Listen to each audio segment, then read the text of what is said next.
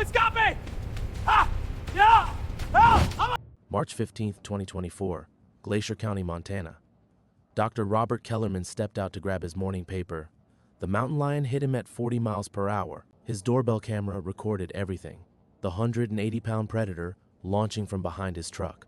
Rob's coffee mug exploding against concrete. His desperate scramble toward the front door.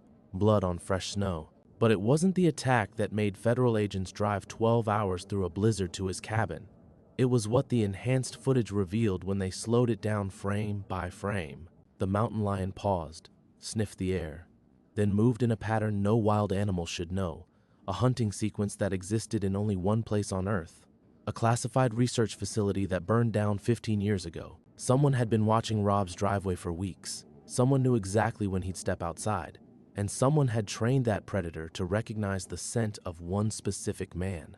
Before we jump back in, tell us where you're tuning in from, and if this story touches you, make sure you're subscribed because tomorrow I've saved something extra special for you. Rob Kellerman pressed his back against his front door, chest heaving, watching crimson droplets fall from his torn sleeve onto the welcome mat Sarah had sent him 3 Christmases ago.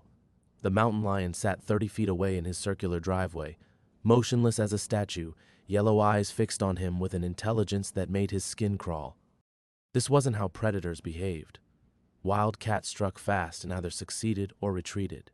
They didn't linger, they didn't study their prey with calculated patience, and they sure as hell didn't execute the 3-point triangulation approach he'd spent 2 years perfecting in laboratory C-7. The cat's head tilted 15 degrees left, exactly 15 degrees. Rob's blood turned to ice water. "Impossible," he whispered, fumbling for his door handle without breaking eye contact.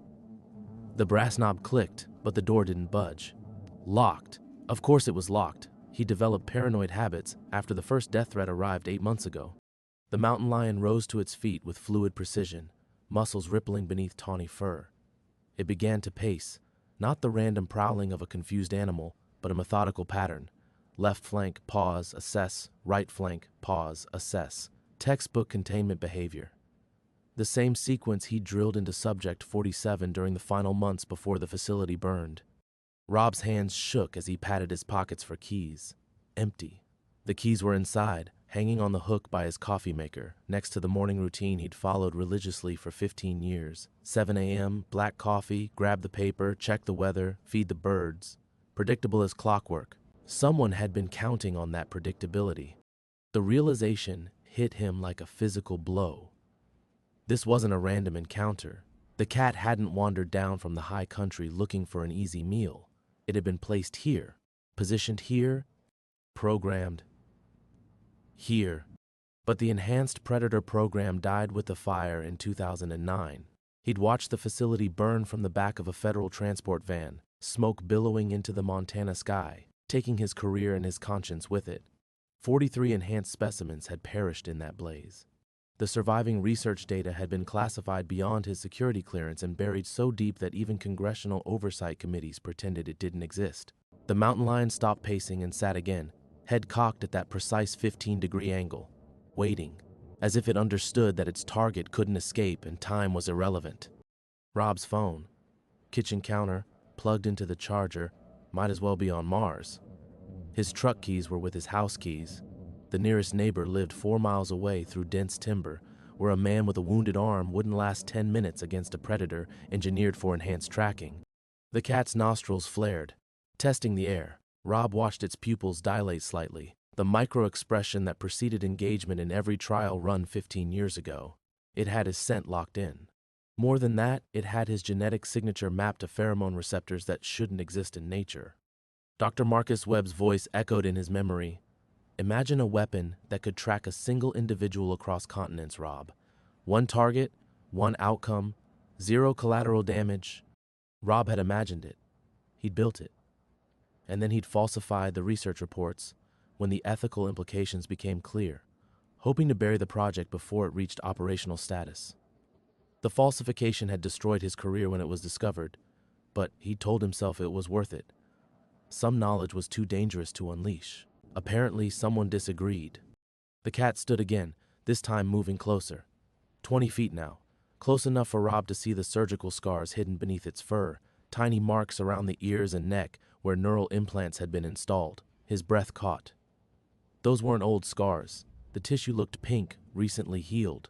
Someone hadn't just released his enhanced predators, they'd rebuilt them. Movement in his peripheral vision made him glance toward the tree line. Two more shapes emerged from the shadows between the pines. Wolves, large ones, moving with the same unnatural coordination as the mountain lion, a pack configuration designed for urban extraction scenarios. Rob's legs nearly buckled. This wasn't just about revenge, this was about demonstration. Someone was field testing the enhanced predator program on its creator, probably recording every moment for analysis. The doorbell camera was just the beginning.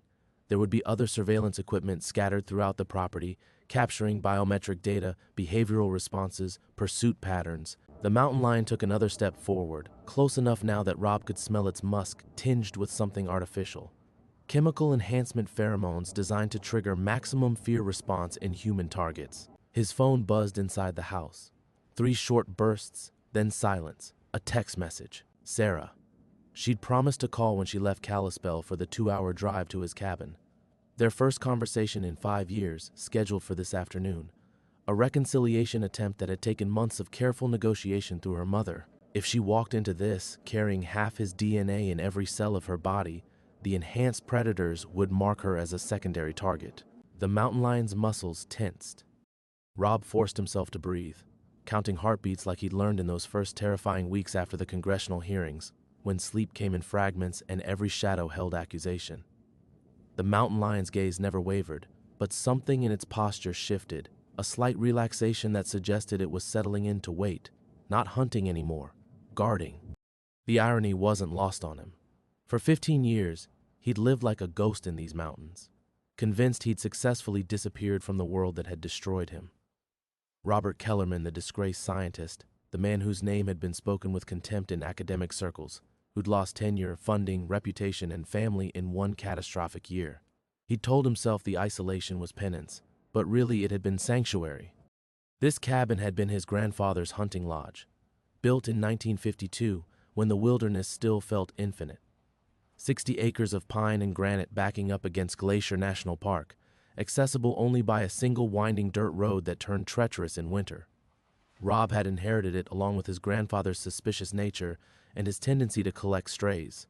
Wounded birds, mostly, though last spring he'd nursed a half-starved fox kit back to health. The feeders hanging from his porch eaves bore testament to gentler routines. Cardinals, chickadees, the occasional mountain bluebird. He'd learned their patterns, their hierarchies, their small dramas. Simple creatures following ancient programming without the corruption of human ambition. He'd found peace in their predictability, their innocence. Now those same feeders cast shadows that looked like surveillance equipment. The phone buzzed again inside the house. 2 long vibrations this time. A call. Sarah, probably, wondering why he hadn't responded to her text. His chest tightened with a familiar ache, the hollow space where a father's love should live uncompromised by guilt. She'd been 23 when his world collapsed. Recent graduate from University of Montana's journalism program, engaged to a veterinary student. Bright future stretching ahead like sunlight on water. Then the hearing started, and her father's name became synonymous with scientific fraud. Wedding invitations were quietly rescinded. Job interviews grew suddenly scarce. The vet student decided he needed space to think. Rob had watched it all from the defendant's table, seeing his daughter's life crumble in the periphery of his own destruction. She'd stood by him at first, fierce and loyal, but the evidence was damning.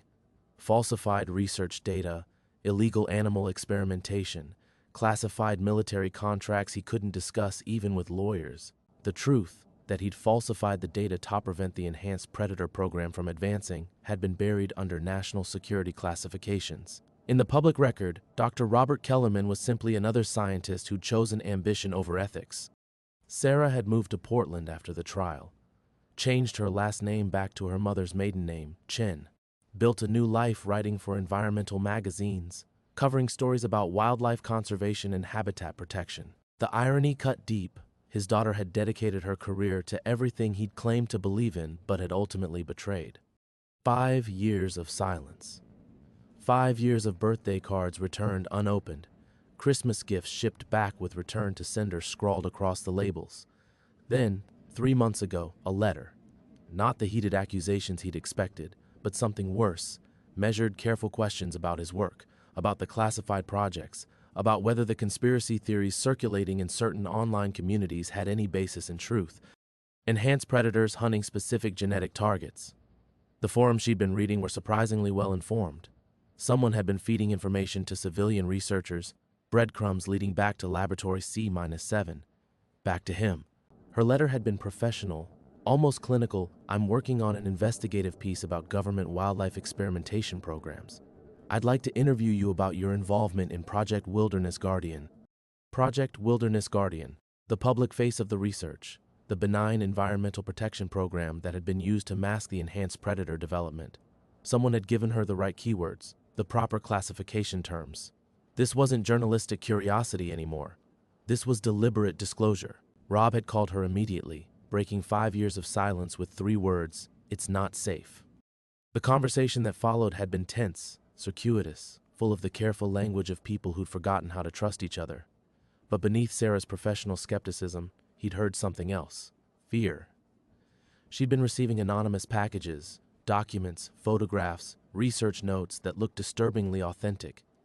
Someone wanted her to pursue this story. Someone wanted her to come here. The mountain lion shifted position, angling its body toward the tree line. The 2 wolves had vanished back into the shadows, but Rob could feel them watching. Pack behavior, coordinated surveillance. One predator maintained visual contact while the others established a perimeter. Inside the house, the phone fell silent. Sarah would be driving now, winding through the mountain passes with her windows down and music playing, the way she'd loved to travel as a teenager. 2 hours to cover 40 miles of switchbacks and forest. 2 hours before she arrived at a reunion 15 years in the making. 2 hours before the enhanced predators completed their field test. Rob's phone rang again, the shrill tone cutting through the cabin walls like a blade. But this time it didn't stop after 2 rings. It kept going, insistent, urgent.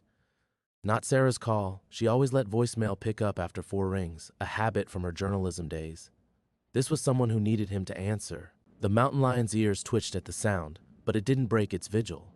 If anything, its focus seemed to intensify, as though the ringing phone was part of some larger choreography. 8 rings. 9. 10.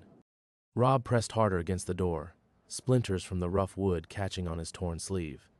Whoever was calling had his direct number, the unlisted landline he'd installed specifically because it couldn't be traced through cell towers. Only 3 people had that number: his ex-wife Margaret, his lawyer, and the ringing stopped.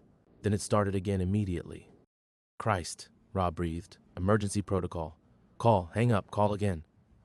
He'd established the system with Margaret after the first death threat, a way to signal genuine crisis versus routine contact. She'd only used it twice in 15 years. Once when Sarah had been in a car accident, once when the federal prosecutors had reopened his case for additional review that ultimately led nowhere.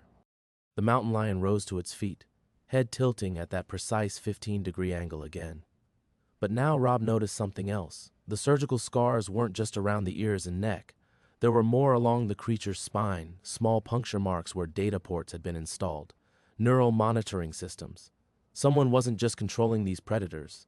They were recording everything through their enhanced sensory networks. The phone fell silent again, then immediately resumed ringing. Rob's stomach dropped. Margaret wouldn't use emergency protocol unless... Sarah, he whispered. The mountain lion's pupils dilated, enhanced hearing modifications. It could process his whispered words, probably relay them to handlers monitoring the feed. Rob clamped his mouth shut, but the damage was done. He'd confirmed the secondary target's identity. Inside the house, an answering machine clicked on. Rob's own voice, recorded 3 years ago when he still thought isolation meant safety. "You've reached Robert Kellerman. Leave a message." Margaret's voice filled the silence, tinny but clear enough to reach him through the door. "Rob, if you're there, pick up.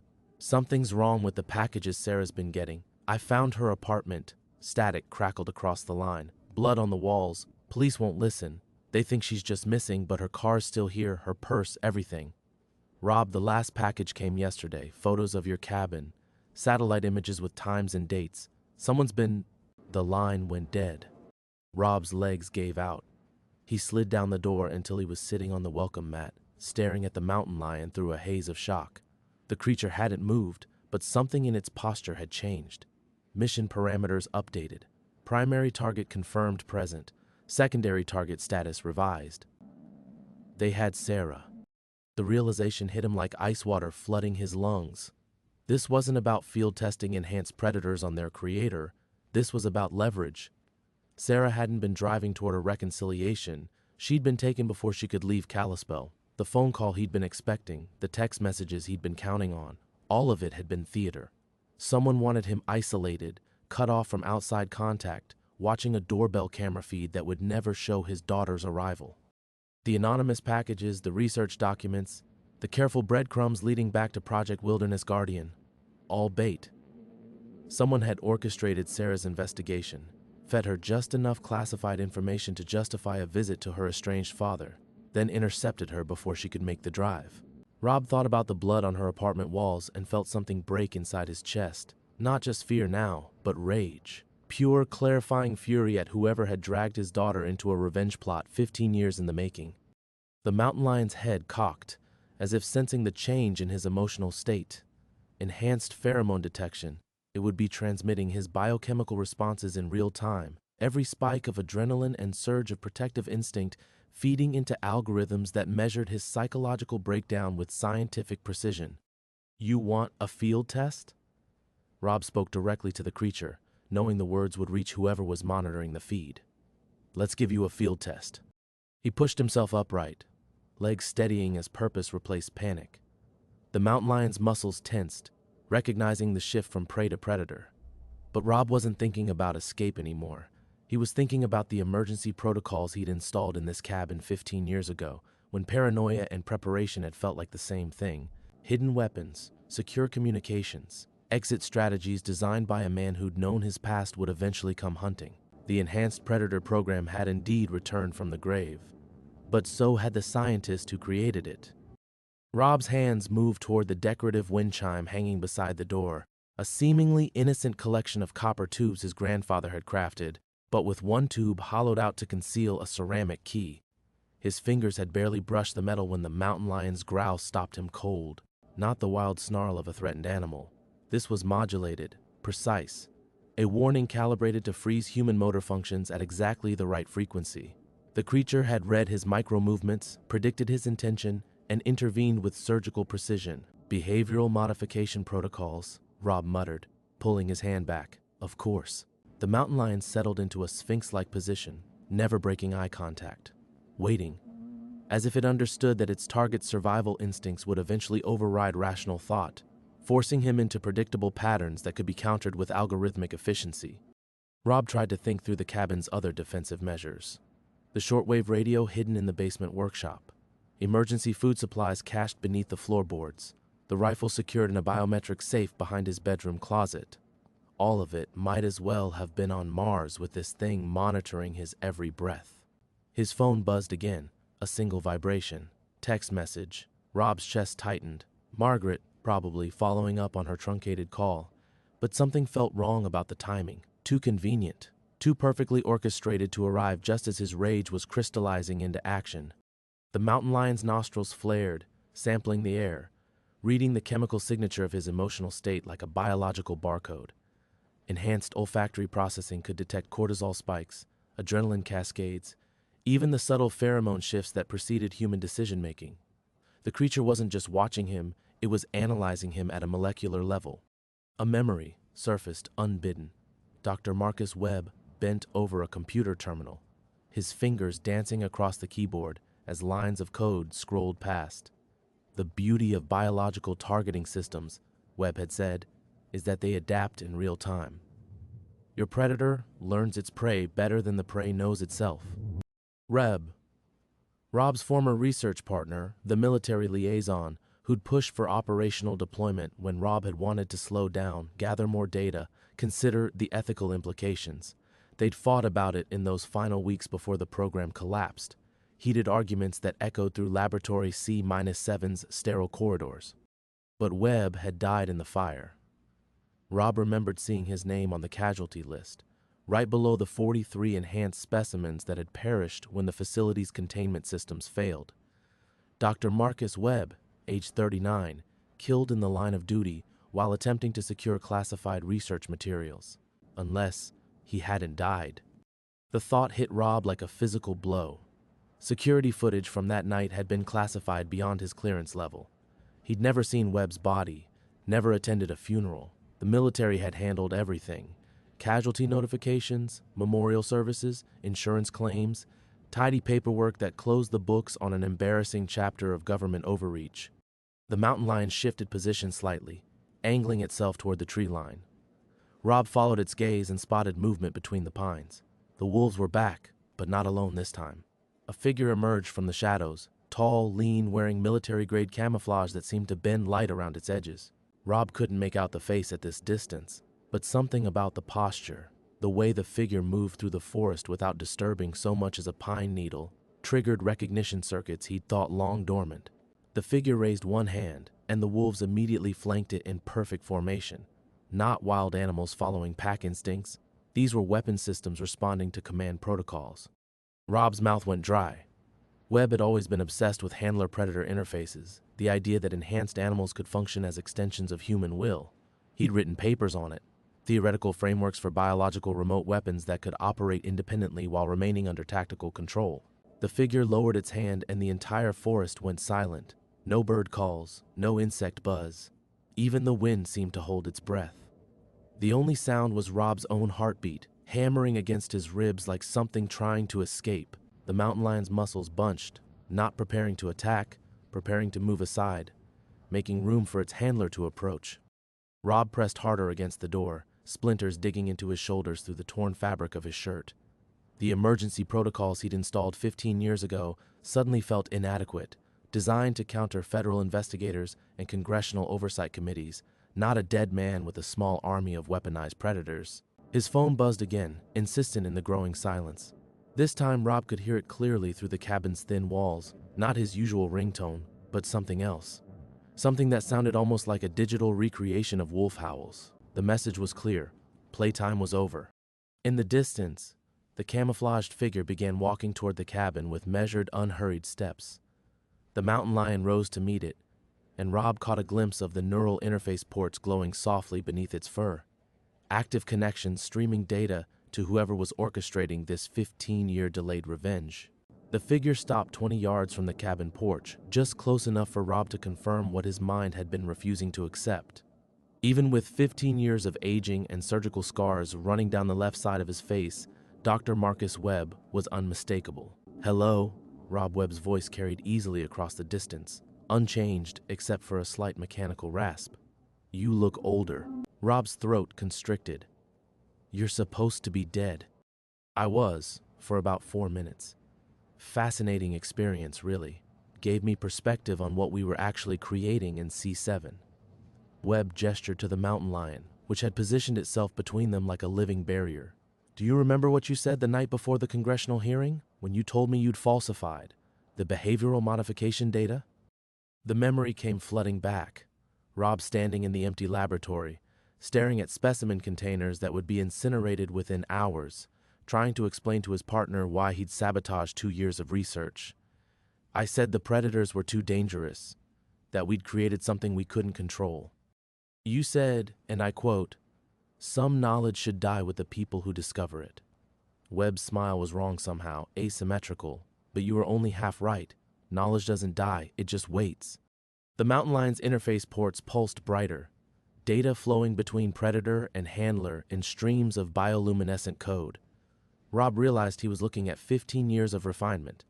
Everything he'd tried to bury, enhanced and perfected by a man who'd supposedly burned to death in laboratory C-7. "The fire," Rob said. "You said it. I contained it. There's a difference." Webb reached into his jacket and withdrew a tablet, its screen showing vital signs, chemical readings, stress indicators. "Your daughter's biometrics, by the way. Sarah Chen, she kept your ex-wife's maiden name, didn't she? Smart girl, almost smart enough." Rob's vision tunneled. On the tablet screen he could see Sarah's heart rate, elevated but steady. Alive. Where is she? Safe. For now. She's been very helpful, actually. Did you know she spent 3 years investigating classified animal testing programs? Her research was remarkably thorough, almost like someone had been guiding her toward the right questions. the anonymous packages, the leaked documents. Webb had been orchestrating Sarah's investigation from the beginning, feeding her information to justify a visit to her estranged father. Rob felt sick understanding the scope of the manipulation. She thinks she's exposing government corruption, Webb continued. Noble cause, really. Her articles about environmental protection, wildlife conservation, they've been quite moving. I particularly enjoyed the piece about genetic targeting systems in predator species. She has your scientific mind, Rob, your attention to detail. Rob's hands clenched into fists. Let her go. This is between us. No, you see, that's where you're wrong. Webb touched the tablet screen, and the mountain lion moved closer to the cabin steps. This was never about us. This was about consequence, about accountability, about what happens when someone destroys 2 years of classified research because his conscience suddenly develops ethical boundaries. The creature's neural interfaces blazed as new data streamed through its nervous system. Rob could see its pupils dilating, processing information at superhuman speeds, real-time genetic analysis, chemical signature matching, target acquisition protocols updating as it sampled his DNA through airborne molecular traces. After the fire, after you testified and destroyed my career, I spent 5 years in military hospitals, Webb said. Burns over 60% of my body, multiple organ failure, brain trauma that required surgical intervention. He touched the scars on his face. But they kept me alive because I was the only researcher who understood the behavioral modification algorithms. The only one who could rebuild what you destroyed. Rob's phone buzzed again. Another text message. But this time he could see Webb's finger moving across his tablet screen. The messages hadn't been coming from Margaret or Sarah. They'd been coming from him. The mountain lion you're looking at represents 15 years of advancement beyond anything we achieved in C7. Neural interfaces, genetic targeting, pack coordination systems, all of it functional, all of it tested. Webb's eyes glittered with something that might have been pride or madness. Your falsified data claimed the behavioral modifications were unstable, prone to system failures that would make the predators uncontrollable. But you were wrong about that too. The creature's muscles coiled, preparing for action. Rob could see its entire nervous system lighting up like a fiber optic network, processing commands at the speed of thought. They're perfectly controllable, Webb said. As long as you're the one holding the controls. He touched the tablet screen again, and the mountain lion's growl shifted frequency. No longer a warning, but a promise. The sound that prey heard in the seconds before talons found their throat. The question now, Rob, is whether you're ready to face the consequences of burying dangerous knowledge. Because knowledge, as it turns out, has a way of digging itself back up. Rob stared at Webb across 20 yards of Montana wilderness, watching his supposedly dead partner manipulate a tablet that controlled living weapons, and felt the last 15 years of his life rearrange themselves into a completely different story. You want to know the beautiful irony? Webb's fingers danced across the screen, and the mountain lion's interface ports shifted from blue to amber. Your falsified data, the behavioral modification instabilities you claimed would make the predators uncontrollable? That wasn't speculation on your part, was it? The question hung in the air like smoke. Rob's throat constricted as he understood what Webb was driving toward. You'd already tested the full protocols, Webb continued. Not just the preliminary behavioral modifications we were documenting for the Congressional Oversight Committee. You'd run the complete genetic targeting algorithms. You knew exactly how stable they were because you'd seen them work. Rob's back pressed harder against the cabin door. That's not... June 15th, 2008. Subject 47 Alpha. Ring any bells? Webb's scarred face twisted into something approximating a smile. The night shift incident report you buried in the classified files. One enhanced mountain lion, full neural interface package, genetic targeting system active. Test subject yourself. The memory came flooding back like ice water. The late-night laboratory session when Rob had pushed the targeting protocols beyond their documented parameters, when scientific curiosity had overridden safety protocols and he'd exposed himself to a predator programmed to hunt his specific genetic signature. The creature had tracked him through C-7's corridors for 18 minutes before he'd managed to reach the emergency containment controls. You lied to Congress, yes, Webb said, but not about the system failures. You lied about why the project needed to be terminated. It wasn't because the behavioral modifications were unstable. It was because they worked too well. Rob's knees threatened to buckle. That night in laboratory C-7 haunted him still. The memory of being hunted by something that knew his scent better than he knew himself, that could track his genetic signature through sealed ventilation systems and predict his movements with algorithmic precision. Subject 47 Alpha hunted you for 18 minutes and 43 seconds, Webb continued, consulting his tablet. Long enough for you to understand what we'd actually created, not just enhanced predators, perfect biological assassins that could be programmed to hunt specific genetic markers. Your genetic markers. The mountain lion's nostrils flared, sampling Rob's airborne DNA traces. The same genetic targeting system that had terrified him 15 years ago, refined and improved by a man who'd spent more than a decade perfecting what Rob had tried to destroy. That's when you realized the true applications, wasn't it? Not wildlife management or environmental protection, but targeted elimination, political dissidents, whistleblowers, anyone whose genetic profile could be isolated and programmed into a biological weapon that would leave no forensic evidence. Webb touched the tablet screen, and the wolves emerged from the tree line. 3 of them, moving in perfect coordination, their own neural interfaces glowing beneath artificial fur that had been grafted over surgical scars.